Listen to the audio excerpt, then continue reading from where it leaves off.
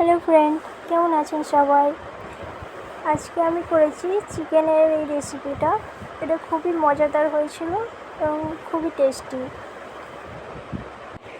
দেখে কিন্তু বোঝা যাচ্ছে যে এটা কত ভালো হয়েছে। ভাত কিংবা রুটি দুটো দিয়ে এটা খেতে পারবেন। এটার জন্য আমি প্রায় 1 কেজির মতো মাংস নিয়েছি। এটা ফ্রেশ করে নিয়েছি মাংসটা, সাথে কিছু পেঁয়াজ কুচিয়ে নিয়েছি। পেঁয়াজগুলো জল দিয়ে ফ্রেশ করে ধুয়ে রেখেছি। এদিকে আমি প্রেসার কুকারে আগে থেকে তেল গরম করতে দিয়েছি। এতে তেজপাতা দিয়ে দিলাম। এবার পেঁয়াজ কুচিগুলো দিয়ে দেবো।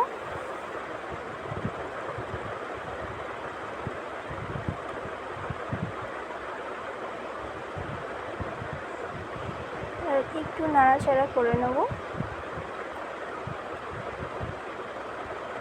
ব্যাস, পেঁয়াজগুলো একটু হয়ে গেছে। তার মধ্যে আমি মাংসটাও দিয়ে দিয়েছি।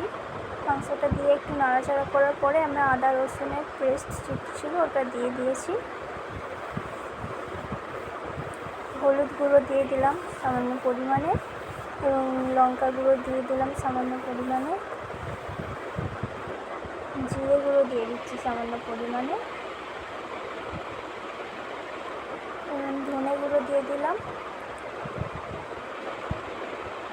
এবার এইটাকে একটু কষিয়ে নেব। নুন দিয়ে দিলাম। মাংসটাকে কিছুক্ষণ কষানোর পর আমি এখানে টমেটো কুচি দিয়ে দিয়েছি আর সামান্য পরিমাণে জল দিয়ে দিলাম যাতে মাংসটা না ধরে যায়। দেখো ফুটতে শুরু করেছে।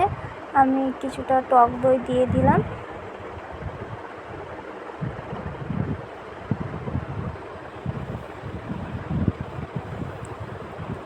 টক দই দেওয়ার পর কিছুক্ষণ ফুটতে দিয়েছিলাম। এবার একটু কষিয়ে নেব।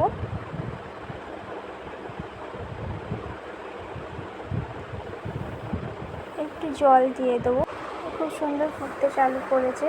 আমার ঝোলটা খুব গাঢ় হয়ে গেছে, তাই হালকা আবার একটু জল দিয়ে দিলাম। এবার দেখো আমাদের চিকেন কারি একদম রেডি। আজকে বৃষ্টিও হচ্ছে, দুপুরে লাঞ্চের সঙ্গে জাস্ট জমে যাবে। By friend.